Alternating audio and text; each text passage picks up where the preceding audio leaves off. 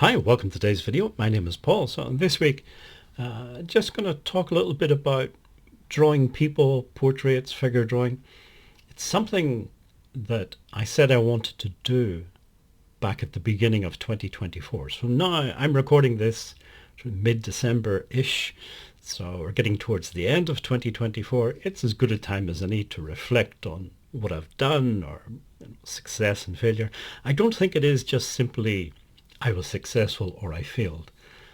It's a bit more nuanced than that. Sometimes it feels like maybe 2 steps forward, 3 steps back, a step sideways, a diagonal step.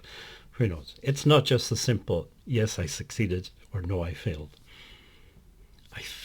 That's my feeling of trying to do art.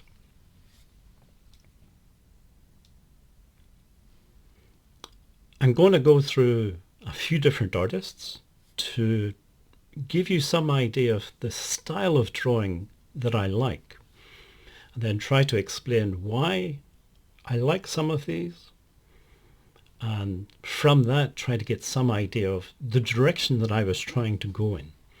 So yes, I was trying to draw portraits and figures, human figures, but a bit more what sort of style I was trying to draw them in and why. That's the goal of this video. So it's not just I succeeded or I failed, but trying to explain the direction I'm trying to go in. It might hopefully inspire some people to keep making art, keep making your own style of art. So on screen, as I say, we'll go through a few different artists that influence me, that I like, in terms of portrait and figure drawing. So on the left, you have Degas, and of course he's famous for ballerinas. He did a lot of paintings and drawings of young ballerinas. In the middle is a drawing of a beggar walking by Rembrandt. And then on the right, another ballerina, but this one's by Toulouse-Lautrec. I like all of these drawings. A couple of paintings. The watercolor on the left, well, actually both these paintings are by Serge Hollerbach.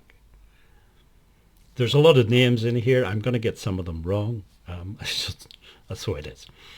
So the watercolor on the left, if I was going to make a list of my, top 10 favorite paintings of all time, this painting would be on that list. I don't know exactly where on the list, but it would be on that list. I just think it's an amazing painting. It looks simple, but it's really not that simple to do. There's enough information in there that we can understand the situation, what's going on, but there's not too much. I like the way he's used the white paper for the highlights, the looseness of the whole thing. It's not trying to be perfect. It's not being overly fussy. It's just, it works as a painting. As I say, it's one of my favorite paintings of all time. Another one of his on the right, I don't know, this one's maybe an oil painting. I prefer his watercolors. But again, I like this way of drawing people, figures. Again, it's not too fussy. It's not trying to be perfect, but it's representational art. We can see what's going on. We can understand the painting. And it's an interesting composition. It's an interesting way of painting people. We can't see any faces. We're all seeing them from behind, and a little group of people. It's a painting that interests me. Let's say these are all paintings and artists who have been something of an influence on what I'm trying to do this year. Another artist, this one, Joan Erdely.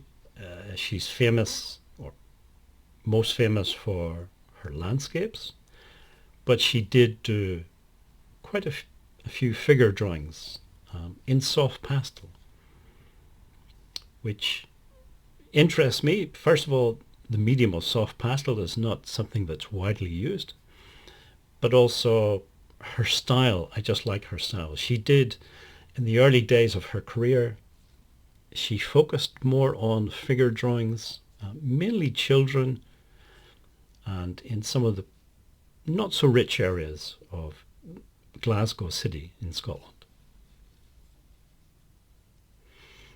Again, you could look at these and say, well, they're not perfect. They're a little bit messy. Their proportions are not perfect, etc., etc. Maybe this is a good point to start to say what I'm aiming for and what I like in art. I'm not saying it's the right way or you have to believe this or accept it, anything like that. This is just what I am interested in art. And I like her drawings because they're imperfect. I don't like the drawings that are what I would describe as too skillful. What I mean is, it's obviously an artist who has undergone a lot of training and has perfected certain skills and a certain look, but it's, to me anyway, it's a look that could be reproduced by any artist who's been trained in that style. So it's not, the art is not unique to the artist.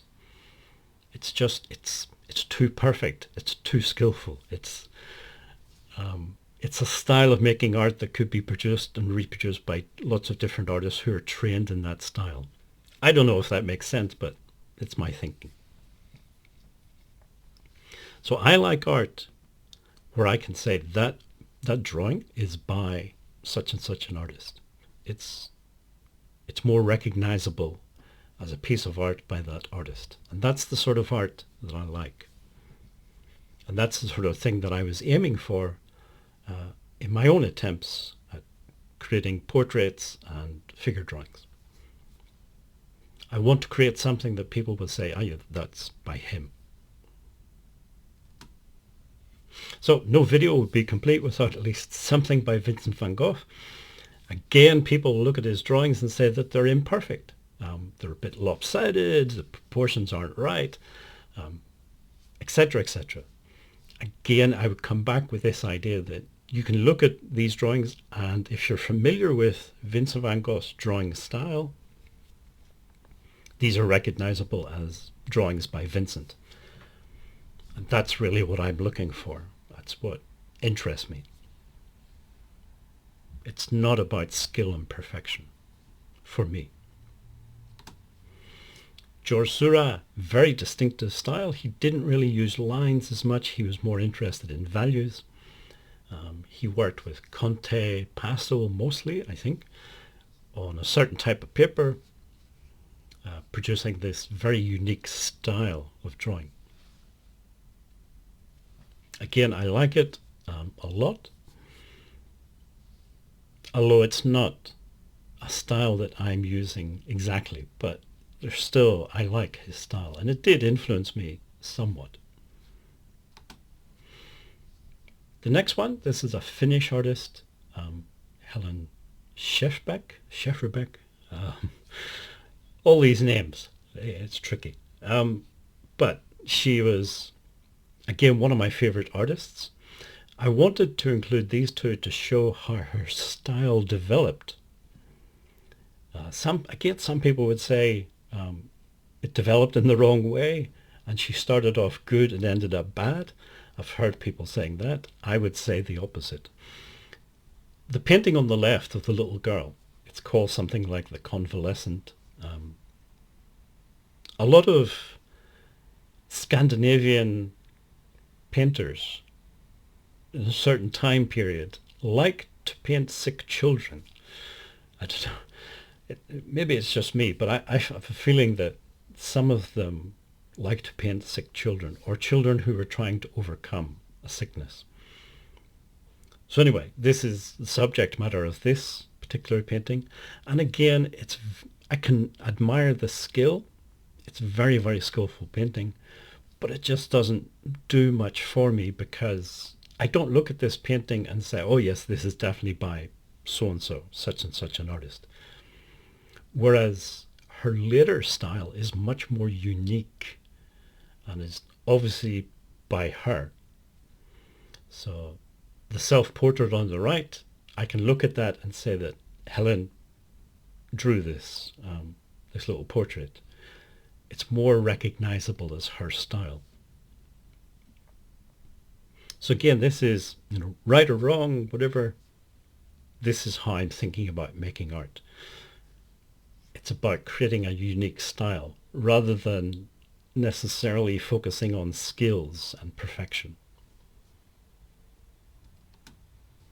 So 3 examples of my own from over the last year or two.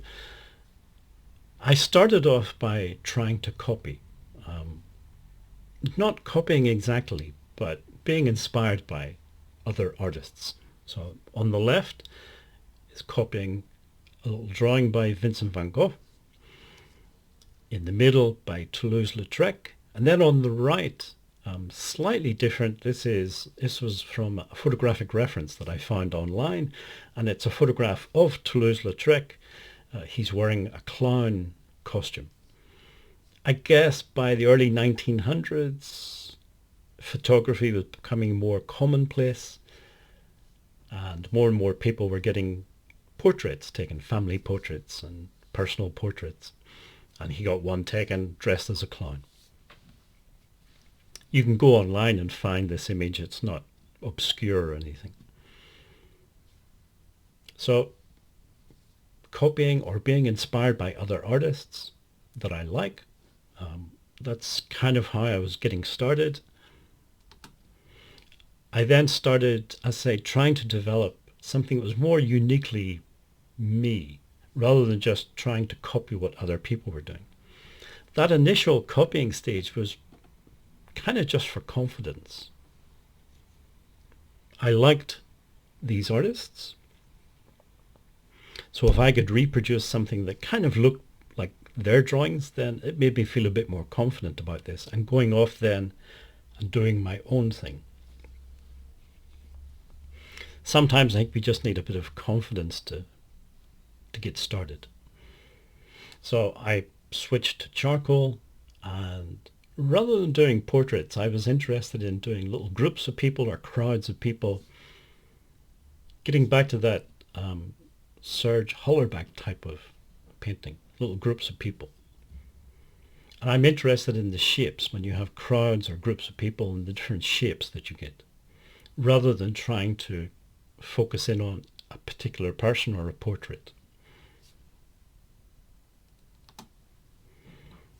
A few more examples. Again, the middle one, the crowd of people. But I'm still doing sort of little portraits or sketches of people. Sometimes they're made up, just imagination. Sometimes they're from photographic references. And occasionally still sometimes by copying other artists. But the left drawing and the middle drawing are examples of where I'm trying to develop my own style rather than copying other people. 3 final ones. Again, playing around with different materials, whether it's charcoal or Conte pastel, pencil, different things. So experimenting is part of it, developing my own style is part of it, trying to create something that people will look at and say, yes, that's by him, rather than something that may be very skillful and so on, very academic style, but a bit generic and could be by anybody. That's the direction that I'm going in. Whether people think it's a good idea or a bad idea, it's what I want to do. If you made it this far in the video, thank you for watching and listening. Hopefully it inspired somebody to just get out there and make your own art, and don't be afraid to make your own art in your own style, and don't feel that you have to do it in what someone else tells you to do. Hopefully see you again in next week's video.